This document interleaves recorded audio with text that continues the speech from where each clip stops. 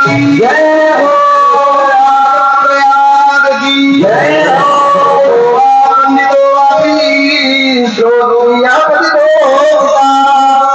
ब्रह्म तुल्यो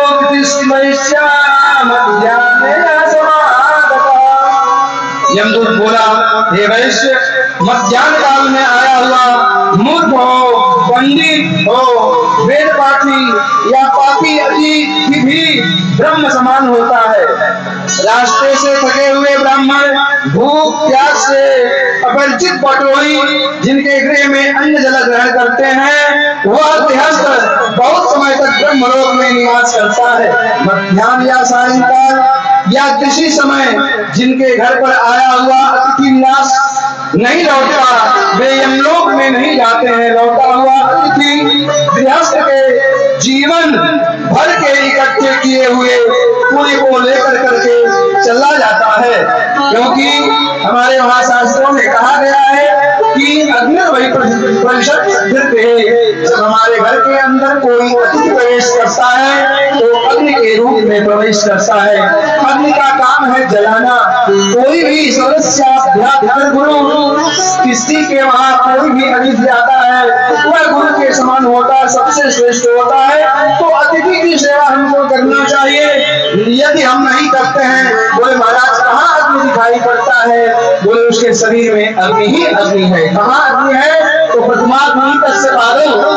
अग्नि अतिथि के पैर में होती है। इसीलिए हमारी भारतीय परंपरा रही है, हमारे वहाँ कोई अतिथि आता है तो उसका यथायोग्य पादप प्रक्षालन करते हैं, उसके चरण को धुलते हैं। अग्नि को शांत नहीं करोगे तो अग्नि का काम है जलाना।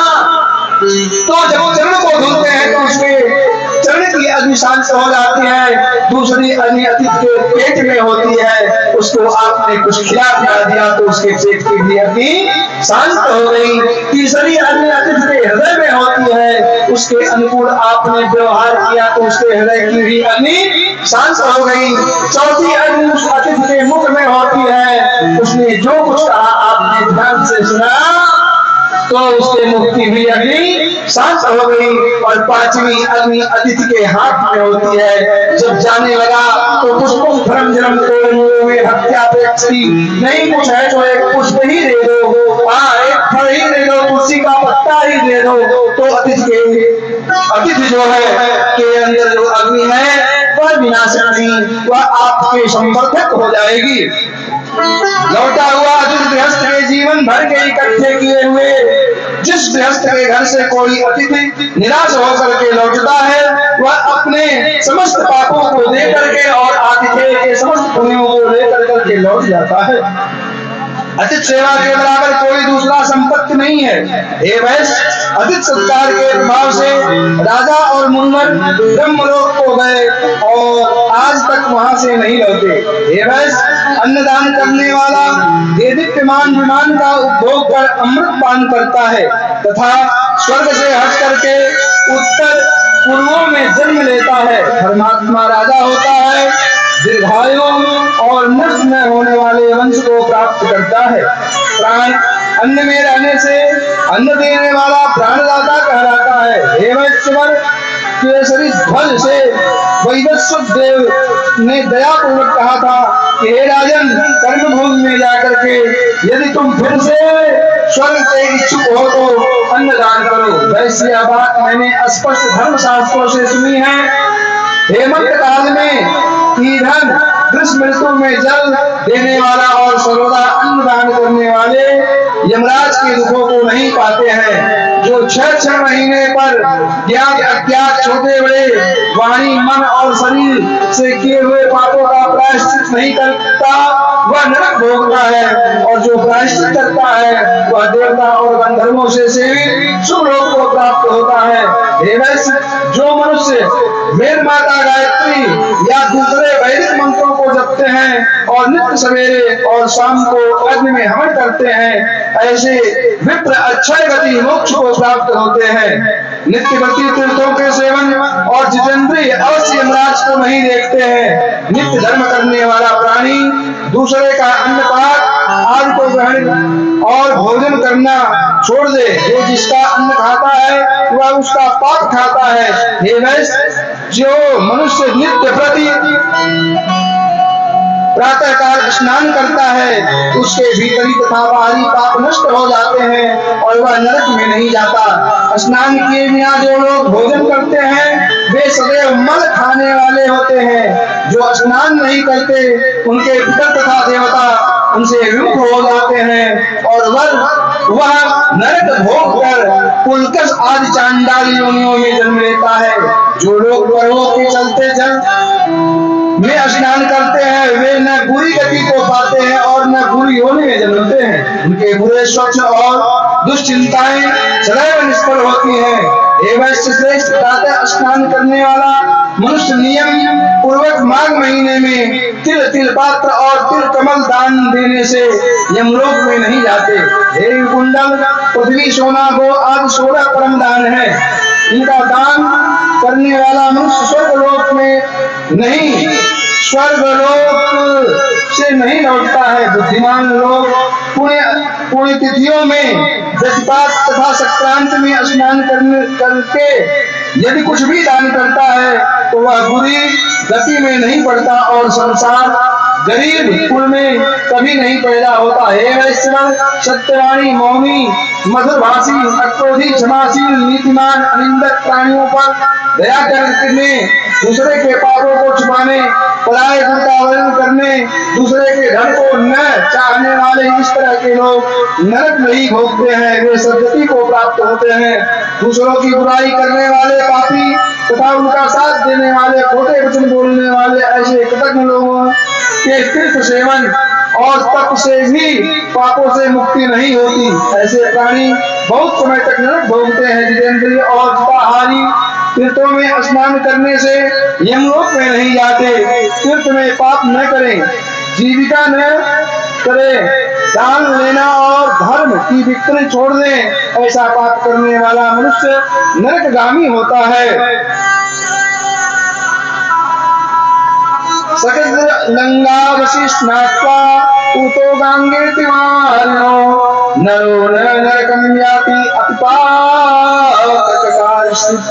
यमदूत बोले, बहुत सा पाप करने वाला भी एक बार गंगा जी में स्नान करके शुद्ध हो जाता है, वह नरक में नहीं जाता।